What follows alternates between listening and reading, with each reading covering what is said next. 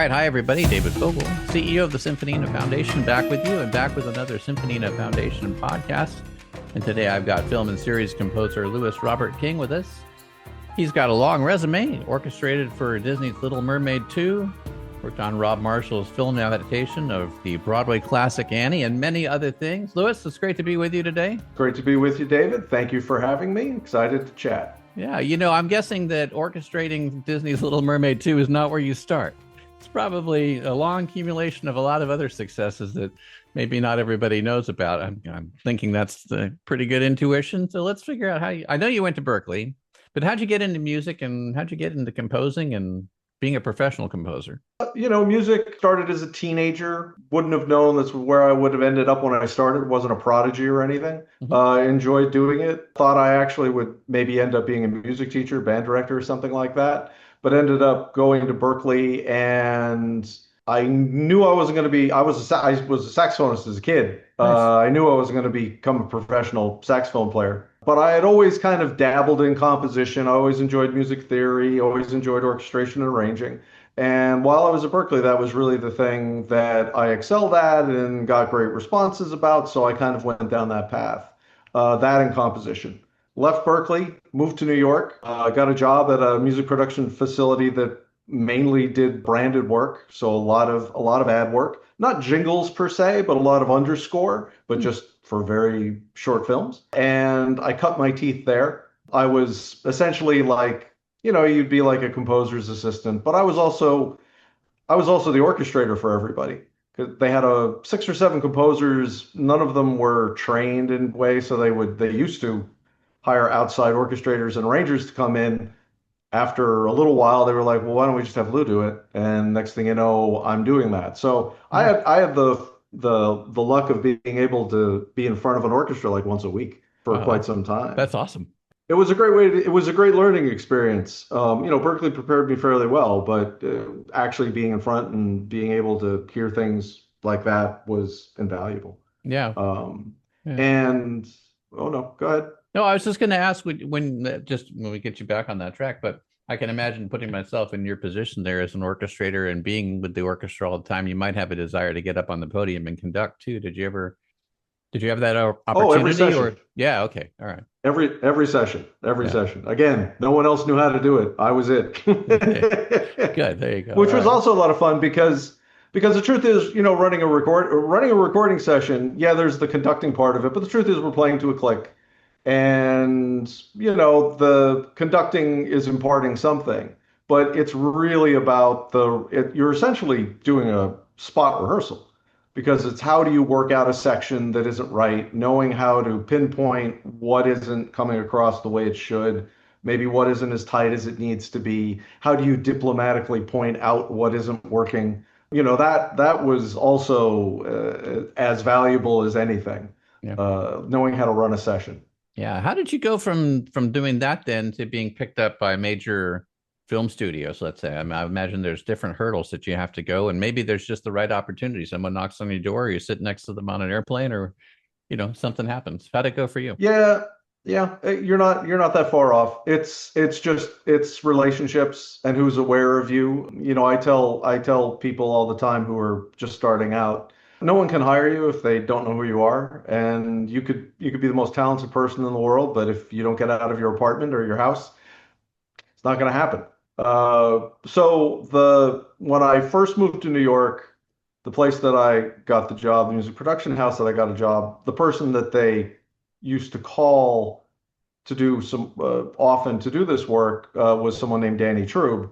Danny worked on he was the orchestrator for all the early Alan Menken, early 90s stuff, Beauty and the Beast. Yeah. And Pocahontas. And I went to someone and said, hey, would you mind introducing me? I don't know if he teaches or does, private anything, but I'd love to meet the guy. They reached out. We talked, and he was like, you want to come by the apartment? We can go through scores and talk. And I did that for a while, and Danny and I became good friends. And that was kind of the connection that how I ended up doing both of those. Danny ended up scoring The Little Mermaid 2 and doing the underscore and some other things for the Annie project.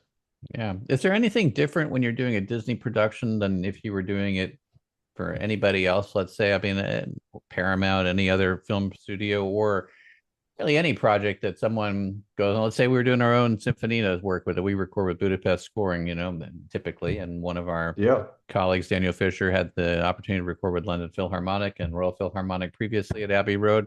Is it all pretty much the same for you, or is there a certain different thing when you're doing a Disney product? I mean, I don't think there's a huge difference. Probably the sound. I mean, there is, if you think of those productions, there is a certain it's a meld between cinema and Broadway for a lot at that time period when those things were being That's being true. Yeah. done. Yeah. Yeah. So I think so you kind of have to kind of bring both of those in my mind. My goal was to kind of bring both of those things together to kind of have echoes of the Broadway vibe, but also have that wonder and the cinematic grandeur that you get from the Disney productions at the time. Yeah, and I guess there's no one trick to that. I've looked at a lot of Disney scores, and you try to think about what is it that makes it sound Disney, and sometimes there's little things that you can lock onto. But I personally, I haven't found the magic. Oh, that's how you do it. So it just depends on the setting and I guess what the orchestration really is. But if you have some insights, I know a lot of people look either for a Disney sound or a John Williams sound or Hans Zimmer sound, all those kind of things, and can look endlessly on YouTube for 3-minute videos that tell you how to do it, quote unquote, but they're not always that helpful. No, I think it's a blend of things. I think the composition has a lot to do with it, actually, even more than the orchestration, because the orchestration, obviously, you're using a lot of glockenspiel, crotales, belltree, harp. It's like those things are, I wouldn't say a major thing, but there's a lot of it. But really, at its core, it's the writing, I think. And I think for Disney, they've gone through eras that have certain sounds because as soon as we got into the Pixar era of Disney, it's like that stuff is a very different. There's still something Disney-ish about it, but it's more cinematic. And I think it again goes back to the composers that were scoring those things. Yeah, yeah, yeah, yeah. What can you tell us about the projects that you have coming up? Well, at some time next year, I'm part of a band called the Ironsides. We'll Mhm. be releasing our follow-up album. We released one in 2023 called Changing Light. Mhm. This will be the follow-up. Very excited about that. We just did a big session here in New York City. We had 40 odd musicians. That was Wow. great, great fun. Hmm. And I think we got some great stuff. So we're in the process of finishing that up. Excited to get that out there. We all our releases are on vinyl, so things take a little bit of Ah, time. But nice. I'm not sure when how that'll all line up, and timing with the label. But very excited to get another album out in the world. That's great. And I probably can't talk about any film projects that you might be on, but anything like time-wise, we could be looking to get back with you when something comes out and hear what you've been up to. I'm about to jump into a feature, but who Nice. knows what kind of timeline that'll be till it gets out in the world. They are long. I have a lot of short films doing festivals at the moment. Those are really the best way to find out about anything like that is to, follow me on social media and hear about what's going on. And maybe it's in a town where you are Yeah. because there's a lot of festivals across the country, but you know. Yeah, I noticed that you had won an award for best music at the Chicago Horror Film Festival last year. And so I wanted to ask you, in terms of different Yes. genres that you like to work on, maybe you like to work on all of them, but do you have a favorite? Is horror your favorite? And tell us a little bit about that experience in that particular contest or festival.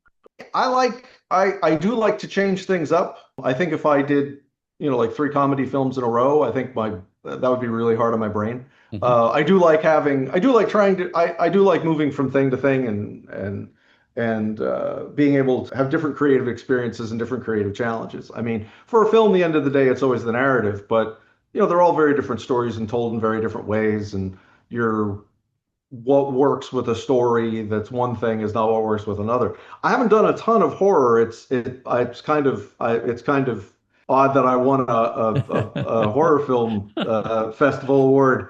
And the truth is, the score was more dramatic thriller orchestral than it was what Hmm. often horror scores are today. It was for a film called Redcoats, which I believe you can actually find on YouTube.